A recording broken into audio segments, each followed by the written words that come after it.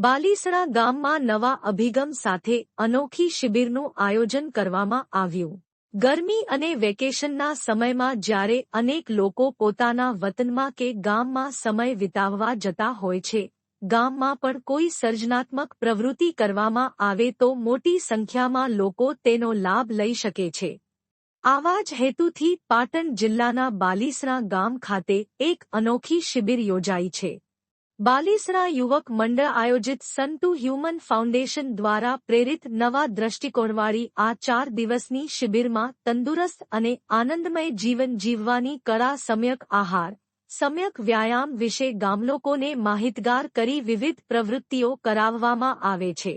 શિબિરમાં બાલીસણાના વતની અને હાલ અમદાવાદ રહેતા આરતીબેન પટેલ, જયેશભાઈ પટેલ, મંજુલાબેન પટેલ તથા ઈશ્વરભાઈ પટેલ, વિશાલભાઈ પટેલ અને હિરેનભાઈ પટેલ, સૌરભભાઈ પટેલ દ્વારા 4 દિવસ સુંદર રીતે આનંદમય જીવન જીવવાની કળા વિશે તાલીમ આપી હતી। આ કાર્યક્રમમાં બાલીસણા ગામના યુવાનો, વડીલો અને માતા બહેનોએ ખૂબ જ બહોળી સંખ્યામાં ભાગ લઈ રહ્યા છે।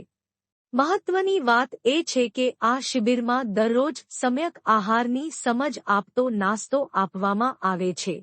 આ એક એવી શિબિર છે જે માનસિક શાંતિ અને તણાવમુક્ત જીવન ઉપરાંત ડાયાબિટીસ, કોલેસ્ટ્રોલ, બીપી અને હાર્ટને લગતી બીમારીઓ, વજન નિયંત્રિત કરવા જેવી આરોગ્યલક્ષી બાબતોમાં પણ લાભકારક નીવડે છે।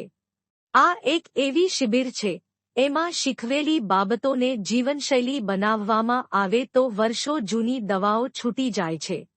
આ કાર્યક્રમમાં રેવાભાઈ પટેલ, ધીરેન્દ્ર કુમાર પટેલ, ઘનશ્યામભાઈ પટેલ, સુરેશભાઈ પટેલ, જયંતીભાઈ પટેલ, ગિરીશભાઈ પટેલ, ડાયાભાઈ પટેલ, વિનોદભાઈ દવે તથા ચંદ્રિકાબેન પટેલે ખૂબ જ સહકાર આપીને આ કાર્યક્રમને સફળ બનાવ્યો છે।